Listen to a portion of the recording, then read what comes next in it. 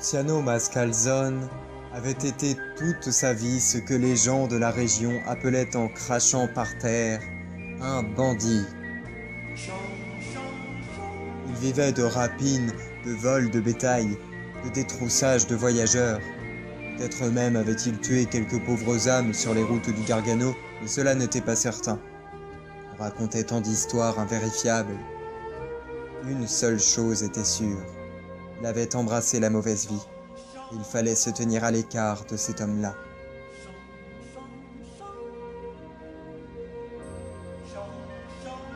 À l'heure de sa gloire, c'est-à-dire à l'apogée de sa carrière de vaurien, Luciano Mascalzone venait fréquemment à Montepulciano. Il n'était pas originaire de ce village, mais il aimait cet endroit, et il y passait le plus clair de son temps. C'est là qu'il vit Filomena Biscotti. Cette jeune fille d'une famille modeste mais honorable devint une véritable obsession. Il savait que sa réputation lui interdisait tout espoir de la faire sienne, alors il se mit à la désirer comme les vauriens désirent les femmes, la posséder ne serait-ce qu'une nuit. Cette idée faisait briller ses yeux dans la lumière chaude des fins d'après-midi.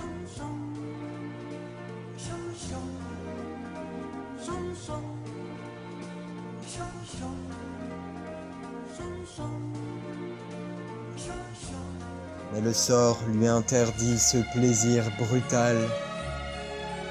Le matin d'un jour sans gloire, 5 carabiniers le cueillirent à l'auberge où il s'était installé. On l'emmena sans ménagement. Il fut condamné à 15 ans de prison. Montepulciano l'oublia, content de s'être débarrassé de cette mauvaise engeance qui lorgnait les filles du pays.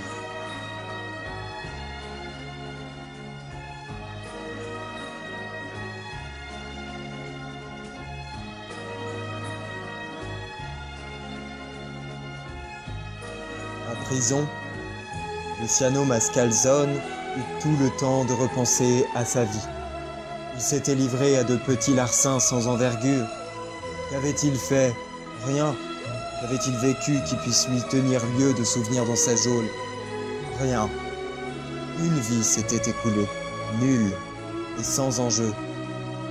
Il n'avait rien souhaité, rien raté non plus, parce que rien n'entreprit.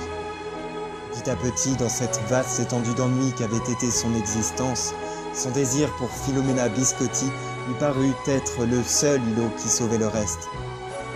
Lorsqu'il avait frémi en la suivant dans les rues, il avait eu le sentiment de vivre jusqu'à l'asphyxie. Cela rachetait tout le reste. Alors, oui, il s'était juré qu'à sa sortie, il assouvirait ce désir brutal, le seul qu'il ait jamais connu. Quel qu'en soit le prix, posséder Filomena Biscotti et mourir.